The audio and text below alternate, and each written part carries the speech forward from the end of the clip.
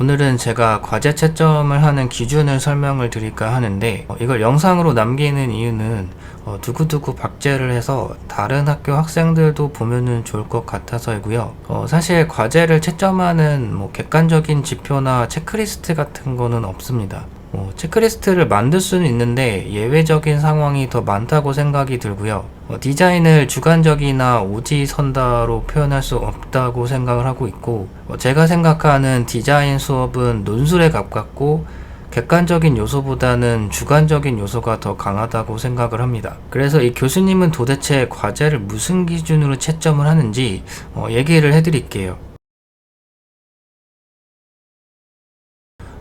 일단 본론에 앞서서 제가 질문을 하나 드려볼게요.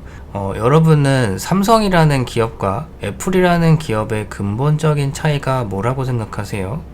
제가 느끼는 근본적인 차이는 삼성 제품들은 기술을 토대로 제품이 만들어지는 것 같고요.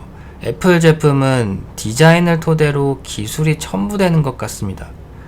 그러니까 삼성은 우리가 이런 기술이 있는데 이 기술로 어떤 제품을 만들까를 고민을 한다면, 애플은 이런 아이디어 혹은 이런 디자인이 있는데 이 디자인이 실현이 되려면은 어떤 기술들이 필요할까를 고민하는 회사이지 않을까 생각이 되는데요.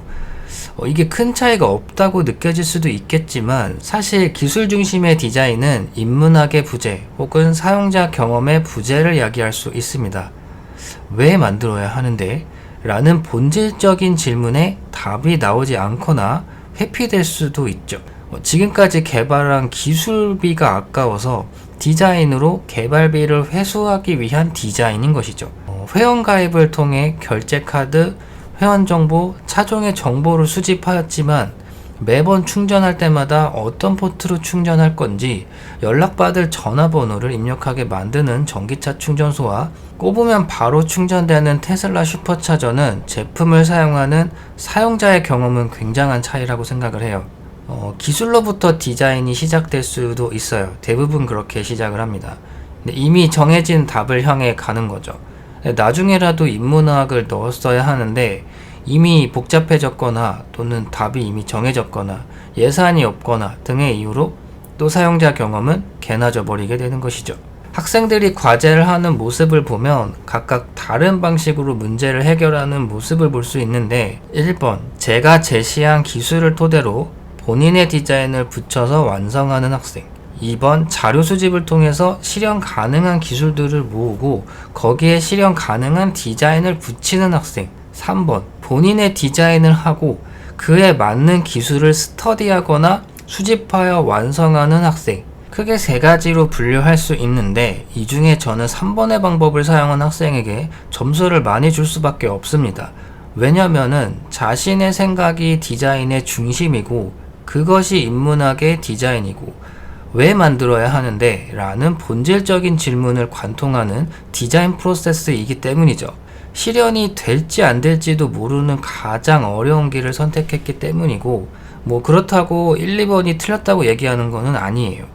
저도 1, 2번으로 디자인을 하기도 합니다. 모방은 창조의 어머니라고 하죠. 아무것도 모르는 상태에서 창조는 유스를 던졌을 때 대부분 도 아니면 백도가 나오게 될 거예요.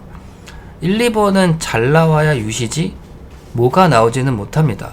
왜냐면 3번이 뭐가 나왔기 때문에. 물론 3번이 드랍되면 1, 2번이 뭐가 되겠죠. 3번은요 뭐 아니면 도예요.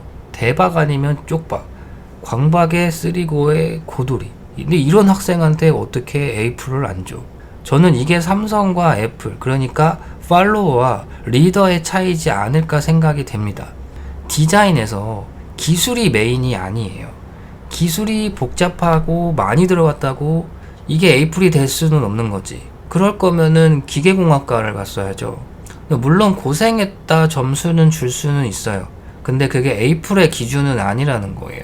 가끔 제품 디자인과에서 졸업 심사를 패스하지 못해서 졸업이 안 되는 4학년 학생들이 있어요. 이게 모델링을 못해서, 렌더링을 못해서, 아니면 목업을 못해서. 근데 사실 그런 기술적인 요소들이 부족해서가 아니에요. 졸업 심사를 패스하지 못하는 가장 근본적인 이유는 머릿속에 디자인 인문학을 탑재하지 못해서 그래요. 예전에 아이오닉 5가 나오기 전에 현대에서 모델 3를 가져다가 분해를 해서 공부를 한 적이 있거든요. 사실 저의 생각은 저는 그거 분해봤자 별거 없다고 생각을 하거든요. 사용자 경험은 직접 써봐야 아는 것들이란 말이에요. 분해해서 뭐예요? 아이브의 안유진이 예쁘다고 얘 왜 이렇게 예쁠까 해서 병원 가고 배 열어보면 뭐가 나오나? 다 똑같지?